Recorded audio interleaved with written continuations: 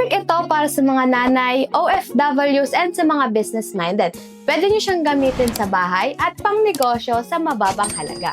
Ito na yung Extreme Blooms DIY Dishwashing Liquid Kit natin.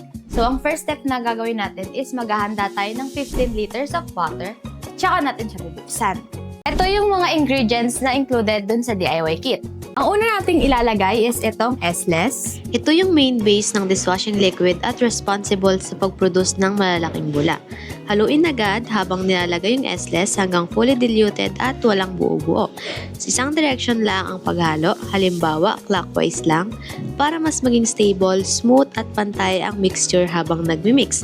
Nilalagay natin yung coloring para magkaroon ng maayos at appealing na kulay ang ating dishwashing liquid. Nilalagay natin yung antibac para may antibacterial protection ang ating mga hugasin. Thickener. Ito naman yung nagpapalapot ng dishwashing liquid. Add slowly habang tuloy-tuloy ang paghalo and make sure na totally tunaw at walang buo-buo para smooth ang texture. Ilalagay natin tong scent. Calamansi scent.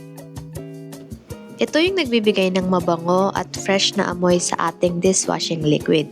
Moisturizer naman yung tumutulong para maging gentle sa kamay ang dishwashing liquid. Step 12. I-add natin yung detergent builder.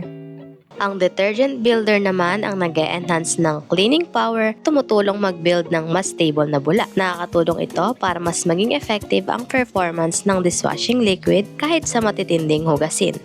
So, pwede nyo rin siyang i-rebrand kung gagawin nyo siyang pang-negosyo. Pwede nyo siyang gamitin sa bahay at ipang-negosyo. Kaya naman, kung gusto nyo rin makatipid at kumita, message us here on our FB page to order and for more details.